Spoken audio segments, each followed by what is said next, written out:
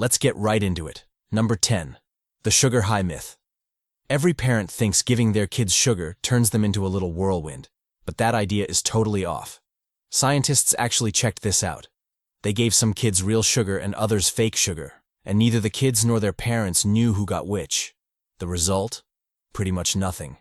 The kids who had sugar weren't any more hyper than the kids who didn't. But here's the kicker. When parents thought their kids had sugar, they suddenly saw them as super active. They'd watch their kids like a hawk, waiting for any burst of energy. Kid jumps once, it's the sugar. Kid laughs, sugar rush. This whole thing started back in the 1970s when a doctor said food additives were making kids hyper. Parents totally ran with that. A kid bouncing off the walls at a birthday party? It's probably more about being at a fun party than the cake they just ate. They're excited, playing with friends, maybe a bit tired. Those kids would be just as wild with sugar-free cake. Number 9, your brain is definitely not slacking.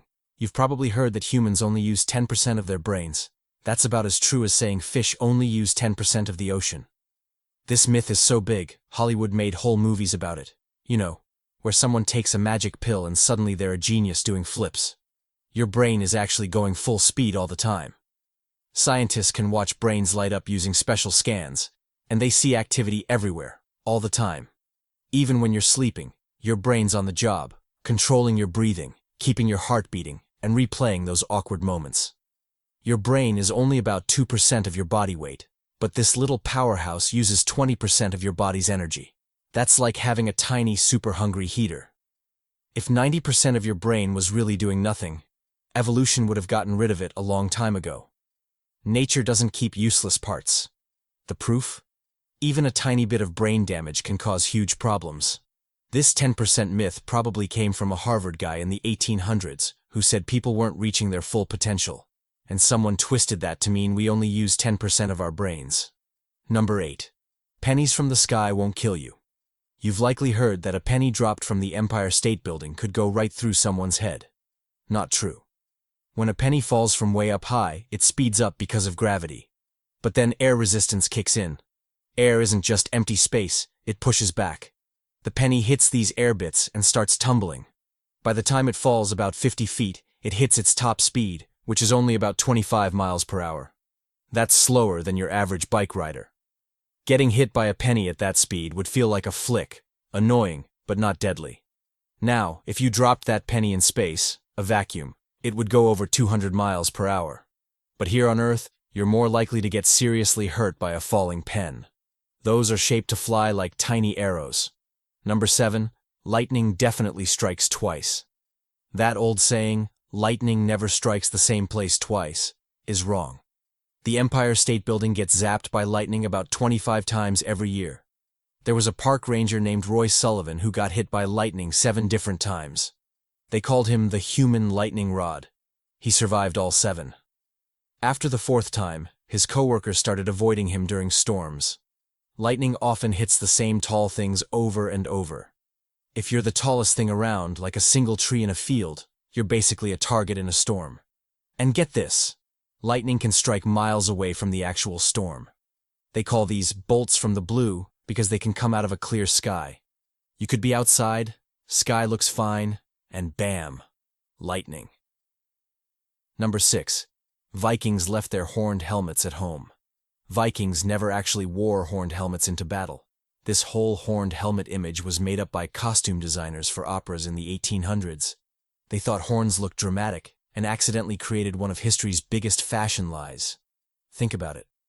Going into a fight wearing something that gives your enemy 2 perfect handles to grab isn't smart.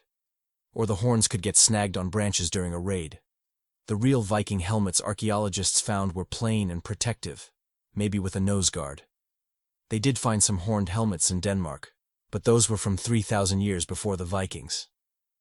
These old helmets weren't for fighting. They were for ceremonies, like an ancient crown. Some opera costume folks in the 1800s probably saw these old ceremonial helmets and thought, perfect, let's put these on the Vikings. Now millions of people think Vikings ran around with horns on their heads. Number 5, your razor isn't making your hair go wild. You've probably heard that shaving makes your hair grow back thicker and darker. That's total nonsense. When you shave, You're just giving each hair a tiny flat top. Imagine cutting a tree straight across. The stump feels rougher than a natural pointy branch end. Same thing with your hair. When it grows back, it feels thicker because you've got thousands of tiny, flat-topped hair stumps. Scientists have studied this for ages. They found shaving has zero effect on how your hair grows. Your hair's thickness, color, and how fast it grows are all locked in by your genes. That razor isn't changing your DNA. If shaving really made hair grow thicker, every bald guy would be shaving his head daily. We'd have found the cure for baldness in a can of shaving cream. But Jeff Bezos is still bald, and he can afford all the razors in the world. The myth sticks around because the stubble feels convincing when it grows back. It's the same old hair, just with a blunt cut. Number 4. Go for a swim whenever you feel like it. Your mom probably told you to wait 30 minutes after eating before swimming, warning you'd get cramps and drown. This idea is so common even lifeguards used to enforce it. But there's zero proof that swimming after eating is dangerous. Not one single documented case exists of someone drowning because they ate before getting in the water. The theory was that after eating, blood rushes to your stomach for digestion, leaving your arms and legs without enough blood, causing cramps. But our bodies can handle both digesting and swimming just fine. You might get a minor cramp if you swim super hard right after a huge meal, kind of like running after eating too much. The American Red Cross even says this isn't a real danger. Competitive swimmers actually eat during their training. So maybe don't eat an entire pizza right before a big swim, but otherwise, you're good. Number 3. Your head isn't a giant heat chimney. Your mom probably also told you, put on a hat or you'll freeze. That whole, you lose 50% of your body heat through your head thing is nonsense. This myth started with an old Army survival manual that said 40 to 45% of body heat escapes through your head. But in their test, they dressed people in full winter gear and left only their heads uncovered. Of course, most heat escaped through their heads. It was the only part not covered. Your head is about 10% of your body's surface area, so it can only lose about 10% of your body heat. Heat loss really just depends on whatever skin is exposed. Your head might feel extra cold because it has more blood vessels close to the surface, but you're not actually losing way more heat there compared to other bare body parts. The only time this advice really makes sense is for babies and small kids. Their heads are proportionally bigger compared to their bodies, so they do lose more heat up there. But for adults, your uncovered arms will lose just as much heat as your uncovered head. Number 2. Goldfish have pretty good memories. Everyone says goldfish have a 3-second memory. That's completely wrong. These fish are actually pretty smart. Scientists put goldfish in mazes, and they not only figured them out but remembered the way months later. These fish can even recognize faces. Imagine being a goldfish in your bowl thinking, oh look, it's Dave again with the food. They can also learn tricks. Some goldfish trainers have taught them to do things like swim through hoops or play a tiny version of soccer. Some goldfish have even learned to tell different pieces of music apart. And they can do all this with a brain smaller than a pea. Scientists think studying goldfish brains might even help us understand human memory better. Number 1. Gum doesn't stick around in your stomach for years. That story about swallowed gum staying in your stomach for 7 years is a total lie.